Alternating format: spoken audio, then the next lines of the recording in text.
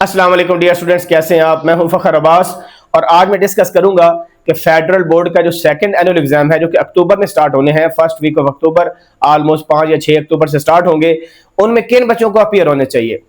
ये क्योंकि अभी कुछ बच्चों की अब देखें कंपार्ट आई हुई है, किसी की मैथमेटिक्स में आई हुई है, physics, chemistry, computer science, different subject में, और कुछ लोग इंप्रूव करना चाहते हैं बिकॉज वो अपने रिजल्ट से सेटिस्फाई नहीं है।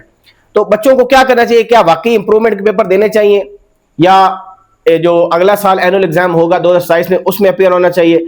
तो काफी स्टूडेंट जो है ना वो कहते हैं हमारे नंबर अच्छे हो जाए, हमारे नंबर 80% बन जाए या हमारे नंबर जो है वो 90% बन जाए। बात तो ठीक है, लेकिन ये जो इंप्रूवमेंट वाला चक्कर है ना, देखिए जिसकी सप्ली आई है, जिसकी कंपार्ट है, उसके लिए तो फर्ज है कि वो अपियर हो अक्टूबर में। क्यों? क्योंकि जो 9th वाले अगर हम बात करें एग्जाम की, 9th वाले पेपर में आप नोट करें कि आप प्री 9th में भी पढ़ते हो, प्री 9th में भी पढ़ा, यानी 8 क्लास में भी आपने 9वीं का सिलेबस कवर किया, फिर 9 में पूरा साल लगाया और हट के सप्ली आ गई। आप अंदाजा लगाएं कि 2 साल आप पढ़ते रहे हो एक ही किताब को और हट के ये रिजल्ट आपका आया है, तो क्या 2 महीने में आप कवर कर लेंगे? बड़ा मुश्किल होगा। तो जिनकी सप्लीमेंट्री है चलो फिर भी चांस है कि वो क्लियर कर पाएंगे, लेकिन जिनकी इंप्रूवमेंट वाला सीन है तो आई डोंट रिकमेंड कि आप वो एनर्जी इंप्रूव करने में लगाओ, आप वो एनर्जी 10th क्लास में लगाओ, because 10th class is considered to be more difficult compare to 9th class. 9th class में हमने 2 साल में किया है। Majority school basically pre 9th करवाते होते हैं, ठीक है, शायद कोई स्कूल ना करवाते हो, लेकिन मेजोरिटी स्कूल प्री 9th वाला सिलेबस जो है वो 8वीं क्लास में कवर करा लेते हैं, ठीक है, 3-4 चैप्टर तक वो आराम से करवा लेते होते हैं। तो जिन बच्चों के नंबर मेरे ख्याल में 70% से कम है, वो 1 या 2 सब्जेक्ट में एट मैक्स, ये नहीं है कि 4-4 सब्जेक्ट आप इंप्रूवमेंट में देना शुरू कर दें, वो एट मैक्स 1 या 2 सब्जेक्ट जो है उसमें अपीयर हो सकते हैं सेकंड एनुअल एग्जाम में, जो शौकिया तौर पर अपने नंबर इंप्रूव करना चाहते हैं। तो ठीक है, और जो इनकी कंपार्टमेंट है उनके लिए तो मस्ट है, उनके लिए तो फर्जे ऐन है, उन्होंने तो अपीयर होना ही होना है सेकंड एनुअल एग्जाम के अंदर, क्योंकि उनकी ऑलरेडी कंपार्ट है और वो बोझ खामखा बनेगी उनके लिए 2027 में जो फर्स्ट एनुअल एग्जाम होता है। तो 2 से ज्यादा सब्जेक्ट मेरे ख्याल में रिपीट करना, इंप्रूव करना, ये हमाकत होगी, क्योंकि देखे ना अच्छा खासा टाइम आपका वेस्ट हो जाएगा 9th क्लास को दोबारा पढ़ने में और फिर अपीयर होने में। इससे 10th क्लास के जो टाइम है वो अफेक्ट होगा। पहले स्कूल जाओगे, हट के आओगे, थकावट होगी, फिर कब आप 9th को पढ़ोगे और दोबारा, और 10th वाला जो स्कूल में टेस्ट हो रहे होंगे उस सिलेबस में आप सफर करेंगे, वो दोबारा आपको तैयारी करनी पड़ेगी। तो मेरी रिकमेंडेशन ये है कि अगर आपकी फर्स्ट डिवीजन नहीं है, आपके नंबर 60% से कम है, तो उन 2 सब्जेक्ट को चूज करें जहां पर बहुत ज्यादा गैप है। मिसाल के तौर पर मैथमेटिक्स की बात करें, किसी के अगर 30 नंबर हैं मैथमेटिक्स के अंदर और उसमें मार्जिन अच्छा खासा है, वो 50+ ले सकता है, तो उसको करना चाहिए। लेकिन अगर किसी बच्चे के नंबर ऑलरेडी 60 है और वो कहते नहीं मैं 75 लेना चाहता हूं, तो फिर वो हमाकत होगी मेरे ख्याल में। उसको चाहिए कि 10th क्लास में इतने नंबर ले ले। तो जहां पर मार्जिन ज्यादा है, आप ज्यादा इंप्रूव कर सकते हैं, वो वाले अपीयर करें। लोगों की आपने देखा, नोट किया है 60s में नंबर होते हैं, वो कहते हैं हमने ये भी इंप्रूव करना है। और भाई इतने 10-15 नंबर के लिए आप क्यों इतना 2-2.5 महीने अपने जाया करते हो? वो जाया मत करें आप लोग, ठीक है।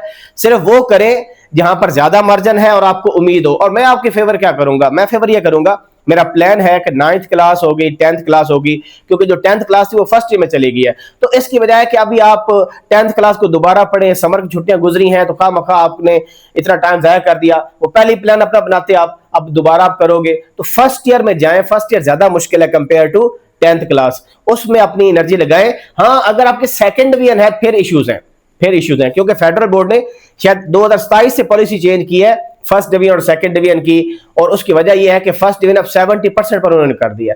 पहले फर्स्ट डिवीजन 60% पर होती थी, अब उन्होंने 70% पर कर दिया कि 71% जिसके होंगे एंड अबव उसको फिर फर्स्ट डिवीजन कंसीडर किया जाएगा। 70% जो है वो सेकंड डिवीजन के अंदर आएगा, 70+ होनी चाहिए आपके परसेंटेज। ये शायद 2027 के लिए पॉलिसी है, 2026 तक तो मेरे को 60% वाली ही थी। तो ये इस वजह से भी इंपॉर्टेंट है कि जितनी अगर यूनिवर्सिटीज में आपका एडमिशन होगा, बैचलर्स डिग्री करोगे, तो उसमें मिनिमम फर्स्ट डिवीजन वो लेते हैं मैट्रिक में, तो ये बड़ा जरूरी है। तो जिसके नंबर 60% से कम है वो फर्स्ट डिवीजन बनाने के लिए इंप्रूव कर सकता है, ठीक है। और मैं चैप्टर वाइज टेस्ट बनाऊंगा और इंशाल्लाह मेरा प्लान ये है कि मैथमेटिक्स, कंप्यूटर साइंस, केमिस्ट्री और फिजिक्स, ये 4 सब्जेक्ट जो हैं इनका चैप्टर वाइज मैं टेस्ट बनाऊंगा। उसमें एमसीक्यूज होंगे, शॉर्ट क्वेश्चन और लॉन्ग, और ऐसे डालूंगा जो वाकई पेपर में आते हैं। ये नहीं है कि आसान आसान डाल दिए, बच्चे खुश हो गए, ऐसे नहीं, बल्कि जो पास पेपर हुए अभी 2026 में भी हुए थे, उसके अलावा मॉडल पेपर मैंने सॉल्व किया हुआ है कुछ ऑलरेडी, लेकिन कंप्रीहेंसिव चैप्टर वाइज जो मैं डालूंगा ना वीडियोस, उसमें आपका फायदा ये हो जाएगा कि आपकी तैयारी की तैयारी फ्री में हो जाएगी। यानी पूरा चैप्टर आप करें जनाब, अननेसेसरी चीजें करें, फॉर्मेटिव टॉपिक करें, वो हम कवर नहीं करेंगे। चैप्टर वाइज इस तरह मैं टेस्ट बनाऊंगा कि कंप्रीहेंसिव आपका पूरा का पूरा चैप्टर तैयार हो जाएगा और आपके नंबर अच्छे लेना सेकंड एनुअल एग्जाम में बहुत आसान हो जाएगा। ये मैं अपनी तरफ से एक फेवर कर सकता हूं, आपकी हेल्प कर सकता हूं। आपको कोई एकेडमी जाने की जरूरत नहीं है, अपना टाइम लगाएं और थोड़े टाइम में अच्छे नंबर आप ले सकते हो, ठीक है। लेकिन मार्जिन वहां पर होना चाहिए। ये नहीं है कि नंबर आपके जनाब 65 है, मैथमेटिक्स के अंदर आप कहते हैं 75 ले लूं, तो वो जो 10 नंबर के लिए आप इतने जतन करने हैं वही 10th क्लास में मेहनत करें, ठीक है, या वही फर्स्ट ईयर में मेहनत करें। जिनके मैट्रिक में 70% नंबर आ गया वो फर्स्ट ईयर में है, तो आप रिपीट कुछ ना करो भाई, फर्स्ट ईयर में जान मारो, वो मुश्किल है क्योंकि फर्स्ट ईयर में भी 50% एमसीक्यूज कर दिए हैं और उनकी वीडियोस भी मैं बनाऊंगा इंशाल्लाह, ठीक है। हर चैप्टर वाइज बनाऊंगा, इसके बजाय थारोली कवर करूं, मैं एमसीक्यूज ऐसे बनाऊंगा कि उसमें सारा कंप्रीहेंसिव जो थ्योरेटिकल है चीजें और कंसेप्चुअल चीजें हैं और प्रैक्टिकल चीजें वो कवर हो जाए। और एग्जाम भी इंशाल्लाह देखेंगे कि जो वीडियोस मैं अपलोड करूंगा चैप्टर वाइज हर चैप्टर के टेस्ट की, वो आपको ह्यूज हेल्प करेंगी आपके जो फर्स्ट एनुअल एग्जाम होगा 2027 में। ये मैं फर्स्ट ईयर से मुखातिब हूं जिनका मैट्रिक का पेपर हो गया और जो परसेंटेज आ गई फर्स्ट डिवीजन है, वेल एंड गुड। अब गोली मारे, जो पास हो गया वो कहते हैं रात गई बात गई, अब आगे मूव करें, आगे चले, ठीक है, अगली सुबह का इंतजार करें, ठीक है, जो पास को भूल जाओ, ठीक है। तो ये चीजें हैं। और जो 4 सब्जेक्ट का प्लान बना के बैठे हैं, 4 सब्जेक्ट इंप्रूव करेंगे, वह 4 करने को 6 कर लो, लेकिन आपकी 10th क्लास बड़ी इफेक्ट होगी उसे, क्योंकि 10th क्लास टफ सिलेबस है compare to 9th class. 9th class तो आप इतने साल पढ़ के नंबर नहीं आए और 10th क्लास में टाइम थोड़ा रह गया। अक्टूबर में पेपर स्टार्ट होंगे और अक्टूबर के एंड पर खत्म होंगे, तो पीछे नवंबर, दिसंबर, जनवरी, फरवरी 4 महीने आपके पास होंगे। मार्च में पेपर होते हैं, मार्च के एंड तक या मिड के आसपास पेपर स्टार्ट होते हैं फेडरल बोर्ड के, तो खामखा आपका टाइम लॉस होगा ना। 10th क्लास सही से पढ़ी जाएगी आपकी, आपका ध्यान हमेशा वो कंपार्ट वाले पेपर में रहेगा। कंपार्ट आपकी आ गई है, सप्ली आ गई है, वो तो फर्ज है, वो तो आप दे ही दे, लेकिन जिनकी नहीं है ना, शौकिया तौर पर इंप्रूव करने की जरूरत आपको बिल्कुल भी नहीं है। आपको स्कूल वाले भी इंकरेज करेंगे, बेटा ये बड़ा इंपॉर्टेंट होता है 9th के और 10th में नंबर आना, इससे स्कूल का भी वो असल में चाहते तो वो ये है कि स्कूल का नाम रोशन हो जाए। देखिए जी हमारे इतने लिस्ट में इतने लोगों के 80% नंबर आ गए, इतने लोगों के 75% नंबर आ गए, वो तो अपना इमेज बेहतर करने के लिए कहेंगे, लेकिन उनको आपकी परफॉर्मेंस कोई गरज नहीं है। उनको ये नहीं पता कि मैं 9th में इंप्रूव करा रहे हैं हम, तो 10th में ये फारिग हो जाएगा, ठीक है ना।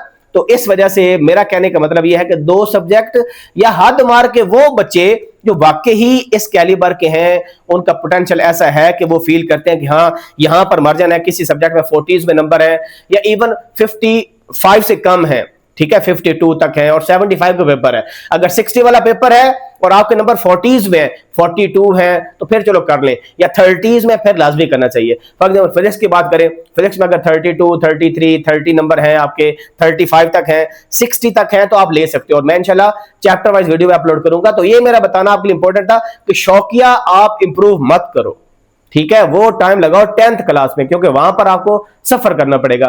तो वीडियो बनाने का मकसद ये था कि स्टूडेंट बड़े डाउट में थे कि क्या करें क्या ना करें, इंप्रूव करें ना करें। इंप्रूवमेंट वाले देखो ना, अगर आपके लेट से अभी 60% नंबर है तो आप लो 10th क्लास में 90% नंबर, ताकि आपकी ओवरऑल एग्रीगेट जो 75% करीब पहुंच जाए, ठीक है।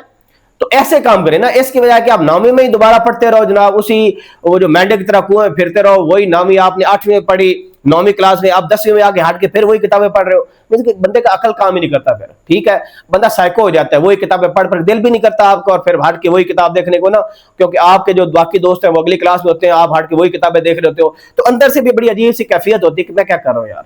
आप इतने जोगे भी नहीं है कि एक किताब को आप 30 साल हो गया आपको और वही किताब पढ़ी जा रहे हैं बार बार।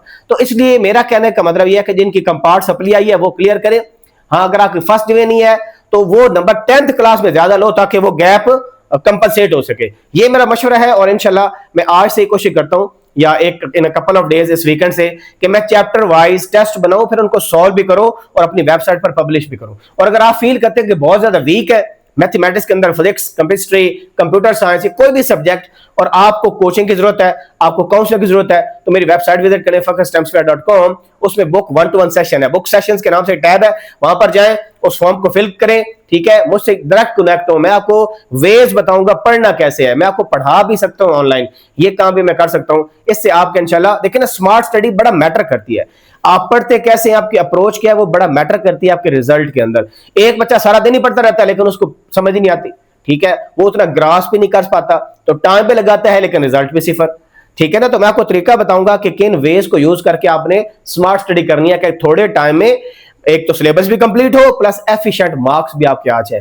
तो best of luck and wish you good luck for all students. अपना ख्याल रखें, कोई क्वेश्चन हो, डाउट हो तो जरूर पूछेगा कमेंट सेक्शन में। मिलते हैं नई वीडियो के साथ। अस्सलाम वालेकुम रहमतुल्लाहि व बरकातुहू।